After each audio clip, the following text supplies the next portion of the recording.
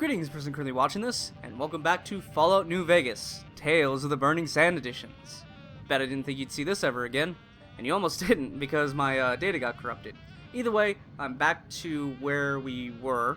I have gone to this tent here, which is near Lake Mead, and I'm guessing, I've searched this tent through, I'm guessing what we need is inside of this. In order to do that, we need to do something to this terminal. Let's find out which is, Stuart's birthday surprise, Stuart's birthday story, Stuart's birthday quiz, Stuart's log, Martin's log, Mom's log, Dad's logs, Biddle's log. Oi! Alright.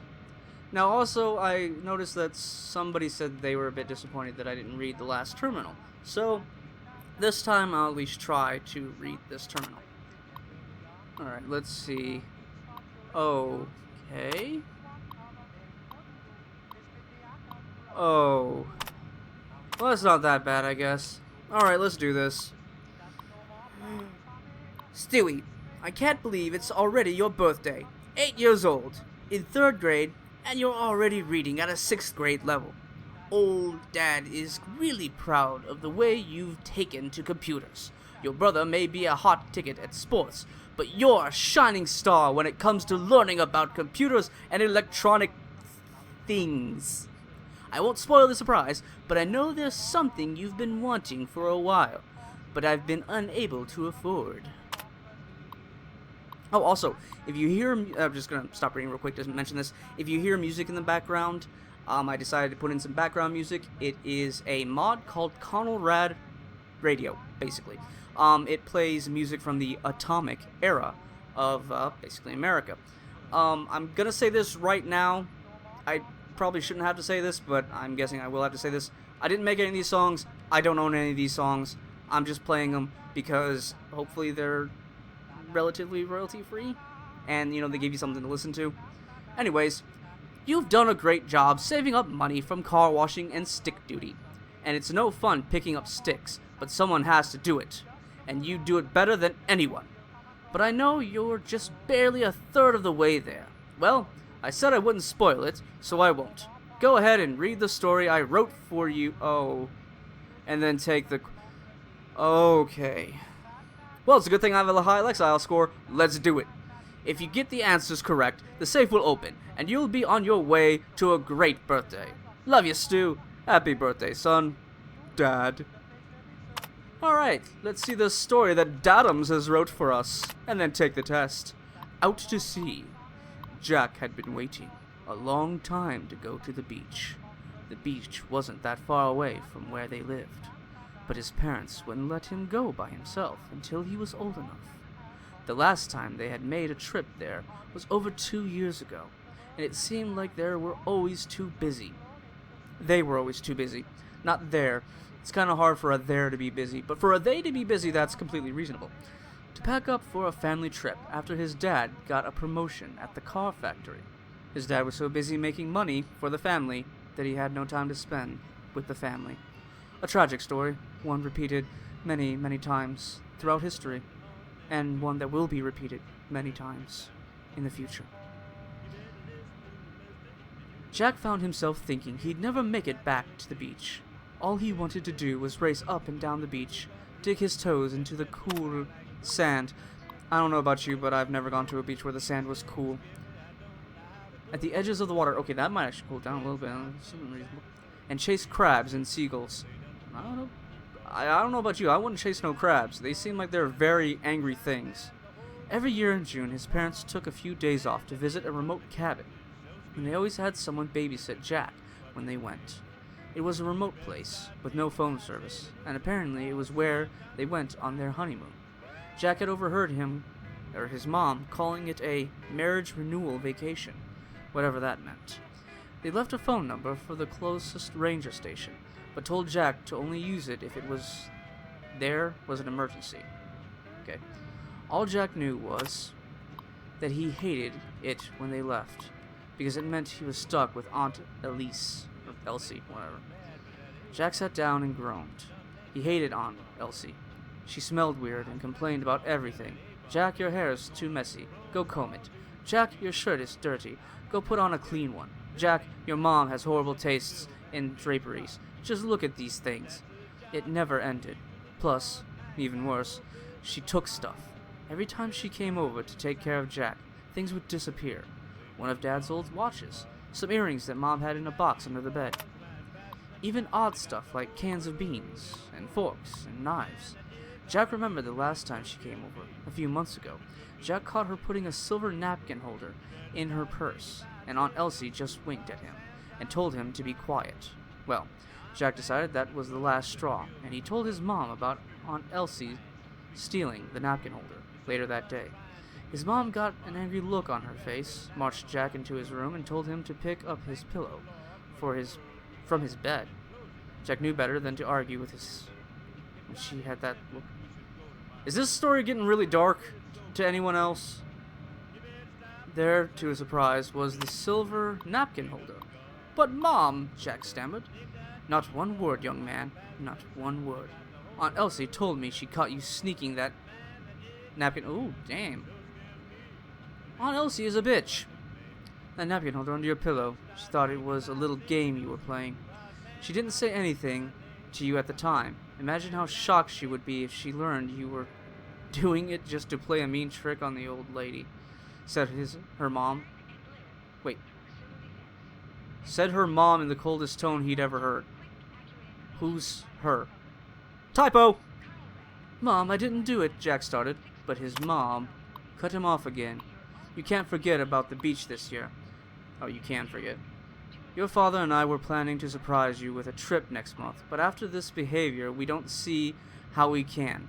I'm really disappointed in you. So is this story gonna go anywhere, or is this just the story about how a kid got screwed over by his aunt? Jack groaned again. He'd just have to try to get through it as best as he could.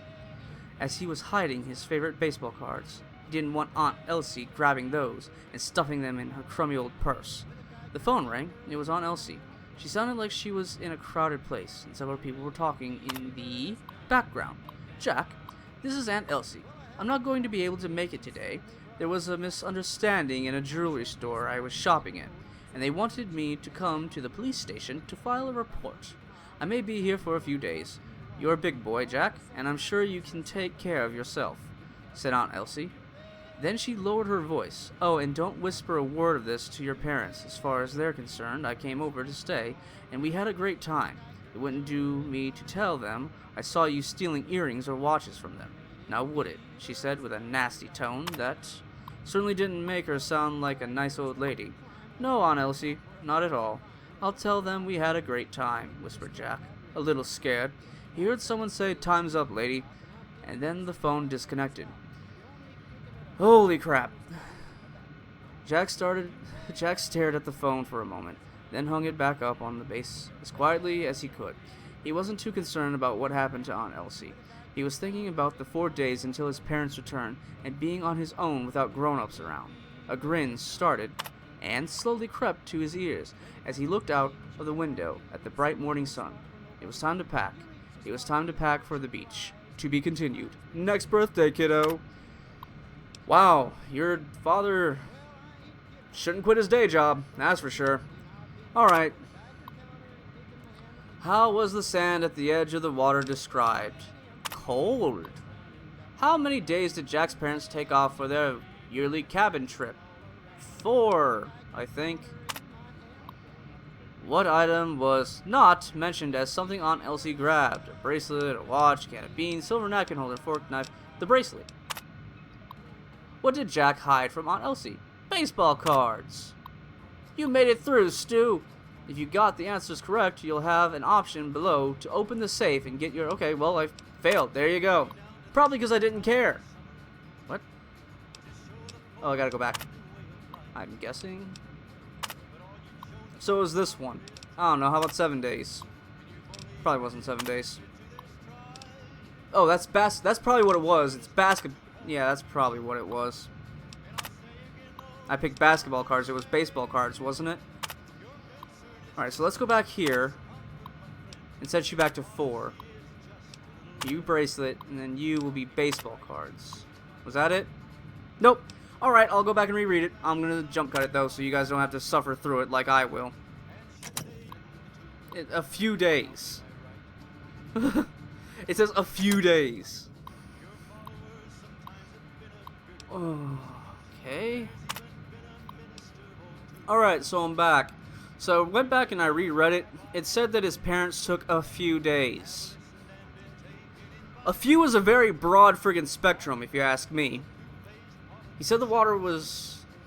He said it was cool, not cold. He said it was cool. That's for one. Again, he said a few. Few is a pretty broad spectrum, but towards the end of the story, he said 4 days. So I'm guessing the answer that by a few, it means 4 days? It said that she stole a watch, it said that she stole a can of beans, she stole a silver napkin, she stole forks, she stole knives, she stole a pair of earrings, because those were the ones that were under the bed. The only thing I didn't ever hear mentioned was a bracelet. And I believe it said football cards, or, sorry, baseball cards, not basketball cards. I believe it said baseball cards. Yay! There we go. It was probably it wasn't that it was cold, it was cool. Because, you know, there's a difference between cold and cool. Either way, grab the item. Computer speakers! Yay! Alright, and also I found the antenna. I did that off camera. It was completely by accident. I was chasing some lake lurks. They're these little fishmen that hang out over there. I was chasing one of those to try to run because, you know, it had low HP. That's what they do when they have low HP. And it kind of led me to the boat that had the antenna. So we have the antenna. We have the other thing, the speakers. So now we should just head back and plug them in. And we can decipher this message, I'm guessing.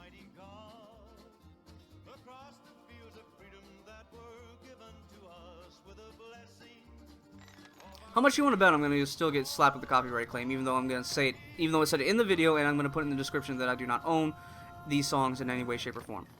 Well, I bet it's going to happen. If it does, oh friggin' well. I'll just start adding in, like, music from Kevin MacLeod then. Because his stuff is, non-copyrighted. There we go, turn that off. Yeah! All upgraded. Look at you, looking all fancy. Alright, so can we look at this new message? Play intercepted audio file. Mayday! Mayday! This is Leslie Norman, and I am in some serious trouble. If anyone receives this transmission, please come find me at the bio-engine facility. I'm trapped in the elevator and I can't get out. The facility is a short distance west of Boulder City, northeast of the dry lake out there. Please, hurry! Alright, so, we need to get to Boulder City. Unfortunately, I haven't gone to Boulder City yet. Oh, that's a thing. Yeah, see, Boulder, wait. Well, you're Lake Las Vegas, you're close enough. Hold on. No, Boulder Beach Campground would be closer, I believe. Alright, cool.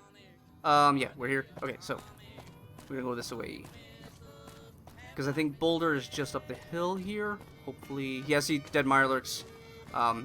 That's a mirelurk. This one doesn't have a head, mind you, but that's... Oh, that's a lake lurk, sorry. Mirelurks are more crab-like. Still don't really... I don't know why. They have lake lurks in this one, but they don't have mirelurks. I'm gonna have to look... Actually, I think I might know why. Because I believe the, in Fallout 3, you find this one vault. For those who don't know, which is probably most of you, because most of you probably aren't Fallout nerds like I am. I think nerd is putting it lightly. Fanatic is probably the best way to describe it. But with a lot of the vaults, they became social experiments. That's how Vault-Tec was able to pay to build so many vaults. One of the vaults, and it's one of the vaults that you can go to in Fallout 3. So it's one of the vaults that was in the Capital Wasteland, the state's capital, Washington. The social experiment they had there was every night a white noise was played over the speakers. Now, white noise, most people know white noise as the sound that's, you know, static, the sound of static, but white noise is also defined as any sound that you can listen to that helps you go to sleep. So, you know, like the sound of rain, or frogs croaking, or dolphins having a conversation, or, you know, like the hum of your fan's motor. I'm guessing that's what they meant probably more by white noise. They probably didn't just blast... I'm hoping they didn't just blast static on the speakers. That'd just be horrible. But it kind of had this... With the white noise, it had this subliminal messaging in it which taught people who heard it combat routines. Oh, darn it. I just got done playing Betrayer, so I'm used to pressing F to activate, to use things. Okay, he said the dry lake. I think the dry lake bed is over here. I know there's a dry lake bed over here, so let's stay away from that, because I think Cazadors are near that thing, and I don't feel like messing with Cazadors. I really don't. Anyways, so while you're in the vault, eventually everybody who's in the vault goes psycho, chaos ensues, everybody dies. But also apparently that vault was built, part of the vault was built underneath the lake, and eventually, because of the shoddy, hastily way they were constructed, you're probably it. Because of the way most vaults were very shoddily, very hastily constructed, the water eventually came into the vault. One of the vault doors broke down, and I think what happened is crabs that were in the lake came into the vault, and being exposed to the combat routines and the subliminal messaging combat routines as well as radiation, they kind of turned into these giant death crab soldier things. Yes, this is where we need to be. Hello, people. I've arrived. So, who want to step it? Who want to step up? Who want it? Ow, door. Hi. Ooh, you're, yeah, I got something for you. Gonna fix your little red wagon. Right here, right here. Where you at? Yeah. Okay. And... yeah. Suck it down. Oh. Hi. What are you doing? How about you go away? Oh, wait. Gotta do this. There. Go away. I have no idea what just happened. Yeah, got both. Cool. Yeah. Excellent. Okay, security terminal, so I'm guessing I need to solve another puzzle. I guess I need to solve another puzzle, which, I kind of like. I do like the puzzle-solving aspect of this. I don't okay, poetry thing. That's nice. I'll read that after this. I just want to say, I do like the whole puzzle aspect of this. I do like having to use logic and actual thinking to solve the puzzle, not just brute force or jackass your way through like you do with most modern puzzles in video games. But it's just that it seems like, because it's the whole focal point of the mod. Okay, so far we don't have any of those strings. Oh, well, we didn't need them. Haha, that works for me. Alright, so what do we got here? Reset security network connection. Disable security alert. I probably should have did that instead of blowing up the security sentries. Oh well. Alright. Reset security network connection. Reset failed. Disable. Security network offline. Okay, that was a total waste of time then. I didn't know. Oh, okay. It was just you guys. I heard some noise. I didn't know what that noise was. Alright, you're dead. And you're... nothing. Nothing. Okay. I see you, though. Yes. Stim packs. Excellent. Alright, so let's go ahead and sort these crates. I might start doing this, though, off camera. I'm not sure. I don't know how exciting watching me sift through metal boxes looking for loot is. I have a feeling it's not too terribly exciting, though. Alright, so it looks like... hello? Easter cantaloupe. Delicious. Okay, lockpicking. Oh. There we go. What do we got? Pre-war money, and... Alright, Ray. What is this? What is this mysterious... Oh, you're part of him. Okay, yeah. Alright, so what is this? Alright, Ray, alright. You won fair and square, so here's your money. I hope you feel happy taking money from someone who barely has 2 dimes to rub together. I'm just glad it didn't take you, or I didn't take you up on your offer of double or nothing. How the hell did you know that Jackie was going to be able to fix that motorcycle? I thought its next stop would be at the junkyard. Give me a chance to win my money back, will you? Here's the bet. That cute new science guy that started... Oh, this was written by a woman. Well, she was a chain smoker, so... That cute science guy that started working here last year, David. I bet he gets fired by the end of the month. I saw him when he showed up yesterday morning, and that fellow baked to the gills. No, that fellow was baked to the gills. If he still has a job on the 1st of the month, you win. If he's gone by the 1st, I get my money back. What do you say, Doris? Well, Doris does sound like the name of a woman who probably smokes 3 packs a day, doesn't it? Alright, so... Alright, so I'm guessing we need to solve your puzzle. And what is your puzzle? Hello, security terminal B. Cancel lockdown. Okay. So do I need to do this to both? Boop. Yes. Well, that was rather simplistic. Hello. Well, boil my taters. You got my message. Thank God. I thought I was a goner for sure. Yeah, one of the problems with with mods, they are free, so because of that, there's no demand for high quality, so sometimes you get people where the microphone they use sound like it was a tin can attached to a string. Are you Leslie?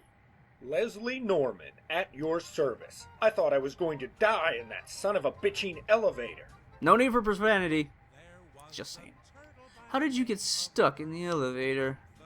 Well, I was scavving around, and I stumbled across this bioengine building. I thought I'd poke around inside a bit, see what was in there. Maybe dig up some food, some meds, anything really. Well, I opened the door in front of the elevator, waltzed on in, and BAM! 2 nasty-looking turrets stared me in the face, greased and ready to gas. I shrieked like a little girl, then ran wide-ass open toward the elevator. I dove into the elevator, which closed behind me just as those metal bastards opened up on me with their lasers. You're a hell of a The storyteller. elevator door locked behind me, and I think the lockdown disabled the elevator controls. I've been here ever since, hoping, waiting. Right. So how did you manage to transmit that message? Old Leslie is a bit of a What the dab hell hand are with you electronics. I wired a radio I found in one of those crates into the service panel and sent out the SOS. I would have used the I need an elevator adult. to try to escape, but the security lockdown disabled it. It may be working now if you want to see what's down there. I feel like I should be calling somebody for sexual harassment. Never have I felt such a mixture of being offended and being aroused. Do you want to come with me and check it out? Hell no. Well, you're no Those fun. turrets almost killed me, and I heard some crazy noises while I was stuck in the elevator. Sounded like things moving down below. Anyway, I owe you one for the rescue. I found some useful things scavving this place. What'll it be, meds or mags? Oh, holy crap. Well, I haven't seen that for a while. Yeah, so again, for those who don't know, which is probably most people, in Fallout 3, this is how the speechcraft system worked. You would have a percentage of whether you would fail or succeed. Here in Fallout New Vegas, however, it's you have a certain score. You need a certain score. If you don't have that score, or you have more than that score, how do I put this? Sorry. If the amount you need, if you have lower than that, you automatically fail. If you have that or more, you automatically succeed. So it's interesting that it went back to this, because I do kind of like the system more. Ooh, something to read, maybe with pictures. I'll take the magazines. Mojave is a dangerous place. I'll take the meds. I'm going with the meds. That works for me. Here you go. It's time for me to get out of the scabbing business and do something less dangerous. Maybe I'll become a trader. That's a equally dangerous choice, actually. Oh, so you're just gonna get me all worked up and then leave. Typical. Alright, so we have this elevator now, and I guess we can go down and see what lurks below. But that'll have to wait until the next episode, because I am all out of time for this episode. Still, hope you enjoyed it as much as I did. Bye.